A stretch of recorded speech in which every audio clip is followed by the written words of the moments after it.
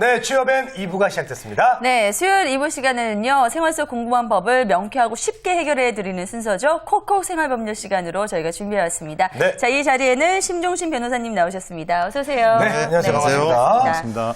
자, 이제 변호사님 5월 이제 가정의 달인데 네. 어떻게 가정을 위해서 좀 열심히 잘 하고 있습니까? 예, 요즘 너무 날씨도 좋고 어린이날이다, 어버이날이다 좋은 날들이 많지 않습니까? 네네. 네. 그래서 뭐 가족들과 좋은 시간 보내고 있고 특히 오늘은 저희 둘째 딸 생일인데요. 오. 제가 아침에 그래요? 일찍 나온다고 미역국도 같이 못 먹고 해서 아유, 오늘 어떡해요. 들어갈 때는 선물도 사가지고 가야 될 것 같고 네. 저녁에는 꼭 같이 미역국 먹어야 될 것 같습니다. 그럼 네. 둘째 딸한테 제가 영상 메시지를 보낼 수 있는 시간을 드립니다. 자, 둘째 딸한테 한번 얘기 좀 해보세요. 네. 사랑하는 우리 둘째 딸 혜원아, 아빠가 미역국 같이 못 먹어줘서 미안하고 저녁에 갈 때는 네가 좋아하는 선물 사가지고 갈게. 와. 사랑해. 네. 어머, 아빠가- 오늘 둘째 따님께서 꼭 방송 보셔야겠어요. 나비넥 타이를 이렇게 네. 메시지 전하는 모습이 참 인상적이고 귀엽네요. 네. 예, 좋습니다. 자, 그럼 오늘은 어떤 주제로 이야기 나눠볼까요? 예, 지난해 우리가 자동차와 관련해가지고 음주운전, 뺑소니 운전에 대해서 한번 살펴보지 않았습니까? 그 분야에 많은 사람들이 관심을 가지고 저한테 상담 전화를 실제 많이 하기도 했습니다. 그래서 네. 오늘 이 시간에도 지난주에 이어서 자동차와 관련한 몇 가지 문제를 더 한번 이야기해 보겠습니다. 두 분 오늘 주제를 소개해 주시죠. 네. 아이고, 어서 오십시오. 나하루 고깃집입니다. 아이고, 오랜만에 오셨네요. 아, 오랜만이야. 잘 지냈지? 아유, 잘 덕분에 잘 지내고 반가워. 있습니다. 예, 열쇠 주십시오. 예. 네, 잘 부탁하네. 예, 아니, 오늘 저 뭐 형님분하고 식사하시기로 네, 하셨다고요? 밥 먹으러 왔는데 예, 차 좀 예. 잘 부탁해. 예. 응, 안녕. 저기 빈자리 있네요. 제가 잘 해놓을 테니까 걱정하지 마세요. 예, 자, 가야지. 띠리리리리. 사람을 쳤어요. 한우 전문 식당 주인인 나한우의 동생 나대리는 식당 바로 옆에서 주차 관리를 해주면서 손님을 상대로 대리운전 영업을 했다. 어느 날 오랫동안 고기를 납품해온 최고기 사장이 방문을 하고 고기를 내린 후 최고기는 나대리에게 차 열쇠를 넘겨주고 나한우와 함께 밥을 먹으러 갔는데 주차 공간이 생기자 인도에 세워진 최고기의 차를 이동시키는 나대리. 그러나 실수로 보행자 억울해를 치게 되고 억울해는 사망하게 된다. 억울해 유족은 누구를 상대로 어떤 법적 책임을 물을 수 있을까? 오, 네. 이거는 뭐 주차 대행 과정에서 네. 사고가 났는데 사망까지 해서 이게 조금 굉장히 큰 큰 문제가 사고네요. 됐네요. 예, 저도 이제 뭐 최고급 레스토랑이라든가 이제 호텔 종종 이제 발레 파킹을 하는데 네. 예. 발레카콘 해주시는 건 아니죠. 네, 네. 아니 하는데 네. 긁히고 뭐 이렇게 조금씩 접촉 나가지고 제가 뭐 좀 언쟁을 벌였던 적은 있는데 네. 이렇게 큰 사고가 나면 이거 어떻게 되는 거죠? 예, 요즘 백화점이나 식당 같은 곳에서는 보다 나은 서비스를 제공하기 위해서 발레 파킹, 즉 주차 대행 서비스를 제공하는 것이 많은데요. 그럼 주차 대행을 그 백화점이나 업소에서 고용한 사람에게 맡기는 경우가 있는가 하면 외부 업체에 맡기는 경우도 있습니다. 그래서 사고가 발생하게 되면 이게 되게 책임 소재가 복잡한 문제가 발생하게 됩니다. 그래서 사례 같은 경우에 누가 어떤 책임을 지는지 하나하나 따져보도록 하겠습니다. 네, 근데 먼저 일단 직접 사고를 낸 네. 이 나대리에게 가장 큰 책임이 물리지 않을까 생각이 드는데요. 어떻습니까? 예, 맞습니다. 직접 사고를 낸 나대리는 형사 책임과 민사 책임을 함께 지게 되는데요. 네. 예, 쉽게 말해서 형사 책임은 교도소, 감옥을 가야 된다는 것이고 아이고.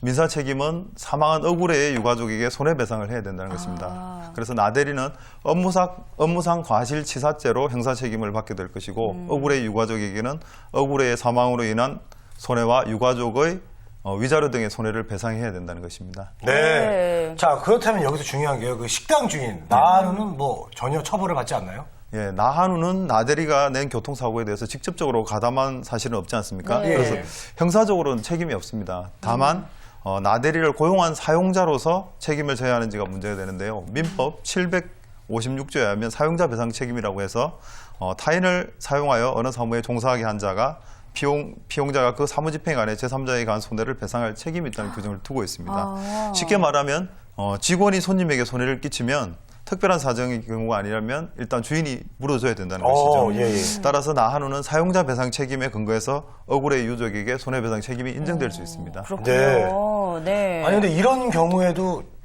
나하루한테 책임이 있나요? 나대리가 일단은 한 건데. 예. 네, 근데 이런 경우에는 사실 나한우가 저희 사례에서는 나대리를 고용하지는 않았잖아요. 그렇죠. 예, 고용한 것은 그러네요. 아닙니다. 예, 예. 네. 실제 지금 오늘 본 사례가 실제 발생한 사례입니다. 그래서 그래요? 법원에서 다툼이 됐던 사례인데요. 그 예. 실제 사례에서도 식당 주인 나한우는 자신이 나대리에게 월급을 준 사실이 없고 고용한 것이 아니다. 나대리가 대리운전 영업을 하기 위해서 자발적으로 주차 관리를 한 것이므로 자신은 책임이 없다는 주장을 했었습니다. 예, 예. 네. 그러나 법원에서는 나대리가 나하루를 위해 주차 대행을 했고 자기에게 열쇠를 맡기지 않은 손님까지도 대신 주차를 해주기로 했으므로 이 정도라면 고용관계가 없다 손 치더라도 대외적으로 주차 관리만큼은 실질적인 사용관계, 그러니까 지휘 감독 관계가 있다고 인정해서 나한우 억울해 유족에 대한 나한우의 손해배상을 인정을 했습니다. 다 손해배상을 하는 건가요? 아니면 그 나들이랑 나눠서 내는 건가요? 일단 뭐 그건 뒷부분에 나오는데요. 일단 예. 손해배상액이 1억이라 그러면 나한우와 나대리를 공동 피고를 해서 1억을 청구할 수 있고 누구로부터 1억을 얻게 되면 그 피해자는 만족을 하는 것이죠. 예. 각각 1억이 되는 것이 아니고 1억을 공동으로 책임을 져야 된다는 것입니다. 예. 그렇군요. 자, 그럼 마지막으로요. 한 명의 사람이 더 남아있잖아요. 네. 이 차주인, 아, 열쇠를 맡긴 나한우 씨였나요? 예, 이분은 어떻게 되죠? 예, 최고기시죠. 최고기. 아, 최고기죠. 네. 고기를 공급한 최고기씨가 열쇠를 맡겼는데요. 어떻게 보면 제일 억울하게 느낄 만한 사람이 최고기인데요. 최고기는 네. 차량 열쇠에게 지금 나대리에게 넘긴 다음에 사고가 났기 때문에 차주라는 이유만으로 책임을 진다면 너무 억울하지 않겠습니까? 그렇죠. 네. 그러나 아쉽게도 최고기는 결론적으로 손해배상을 책임을 져야 됩니다. 그래요? 예, 네. 자동차 손해배상보장법 제3조에는 자기를 위해 자동차를 운행한 자는 그 운행으로 다른 사람을 사망하게 하거나 부상하게 한 경우에는 그 손해를 배상할 책임을 진다는 것이죠.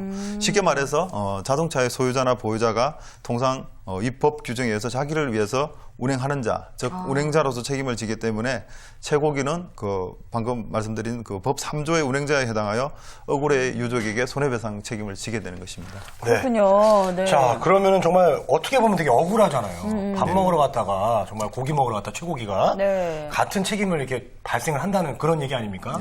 그런데 지금 사례는 아주 특별한 경우입니다. 왜냐하면 지금 최고기가 손님으로서 나하루의 식당에 간 것이 아니고 자기의 업무차 고기를 공급하기 위해서 식당에 갔다가 잠깐 주차를 맡긴 것이 사고가 난 것이 문제되는 건데요. 네. 일반적인 경우에는 우리가 그냥 단순히 손님으로 밥을 먹으러 가서 주차 대행을 맡기지 않습니까?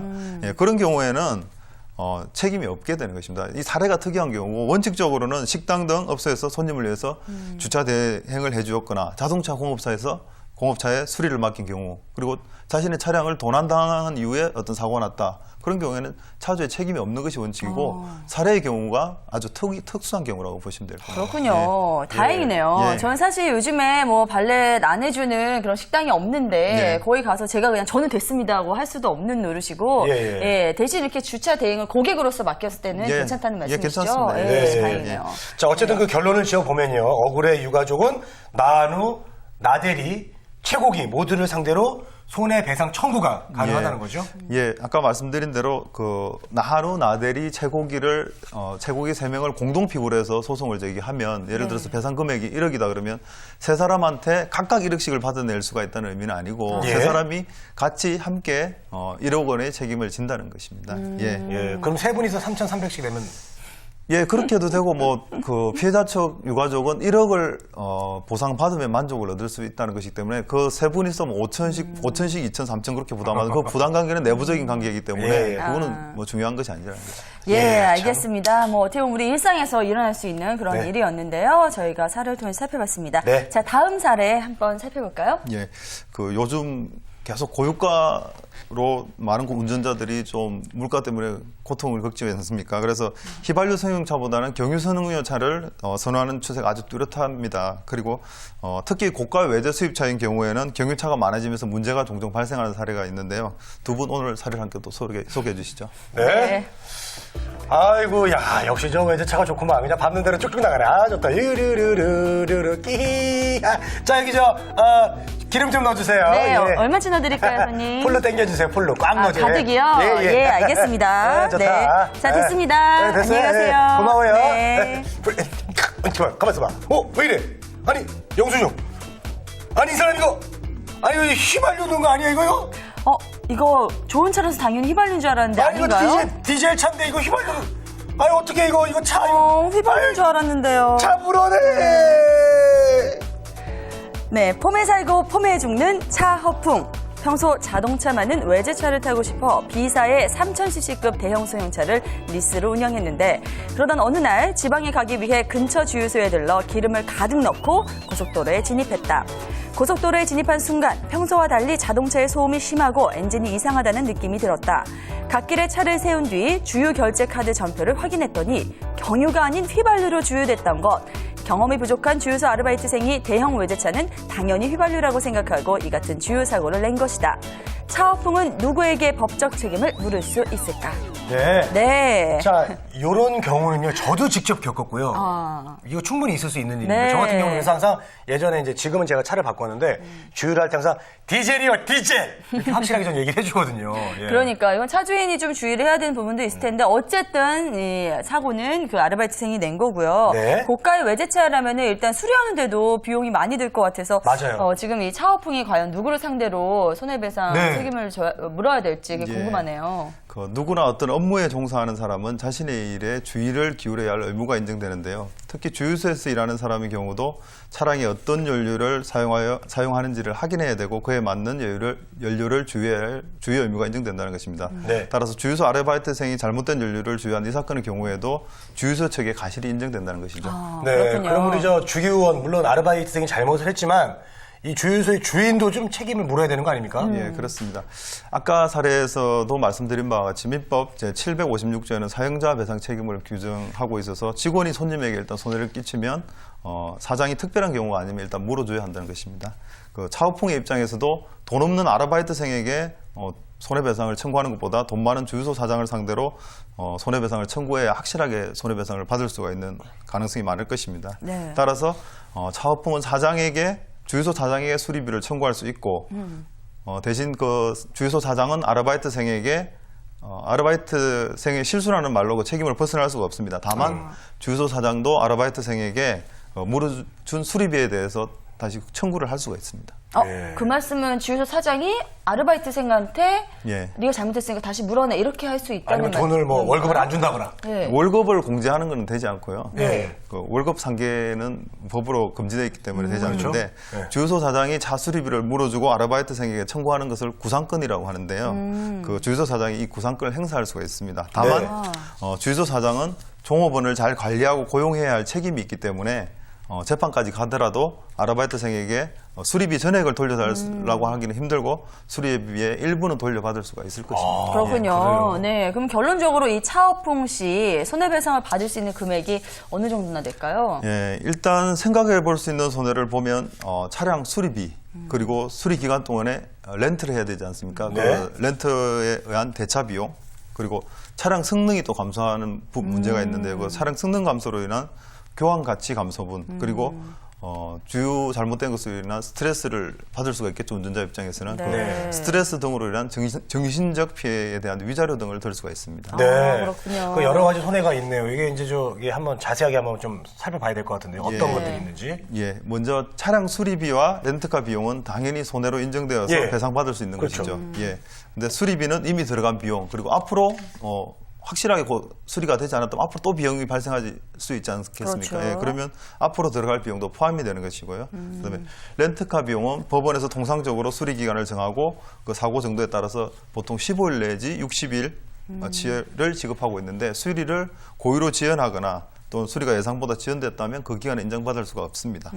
그다음에 교환 가치 감소분인데요. 이것은 새 차가 사고 때문에 차량의 가치나 성능이 떨어졌다면 그 부분을 손해로 배상하라는 것이고 주행거리나 출고일 기준으로 신차라고 볼 수 있다면 많게는 수백만 원까지 손해로 인정을 해주고 있습니다. 네. 그 다음으로 문제되는 것이 위자료인데요. 네. 이 사건에서 차 허풍이 정신적인 고통을 입었을지 모르지만 법원에서는 단순히 인명피해가 아닌 재산피해만 입은 경우에는 위자료를 거의 인정하지 않고 있습니다. 예, 그래서 비용 보상으로 정신적 고통은 회복됐다고 보기 때문에 위자료는 일반적으로 인정되지 않는 것이 일반적입니다. 네. 자, 여기서 여러분들의 궁금증 잠시 좀 한번 살펴보겠습니다. 카카오톡 함께 보시죠. 네.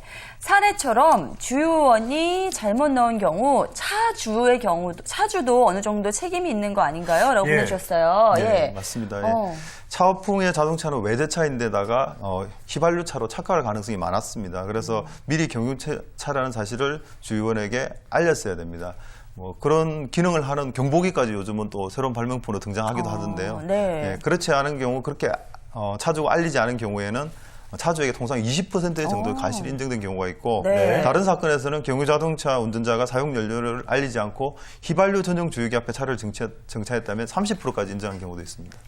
예. 예, 알겠습니다. 차후풍도 일정 부분 과실이 인정이 됩니다. 그러니까 차주인도요, 미리미리 너무 믿지만 마시고 알려주시는 그런 책임이 있을 것 같아요. 네. 네. 자, 오늘은 우리가 주차 대행 사고 그리고 주유소 혼유 사고에 대해서 이제 늘 평소에 있을 수 있는 네네, 그런 일들에 대해서 그렇습니다. 살펴봤습니다. 네. 자, 오늘 말씀 감사드리겠습니다. 네, 고맙습니다.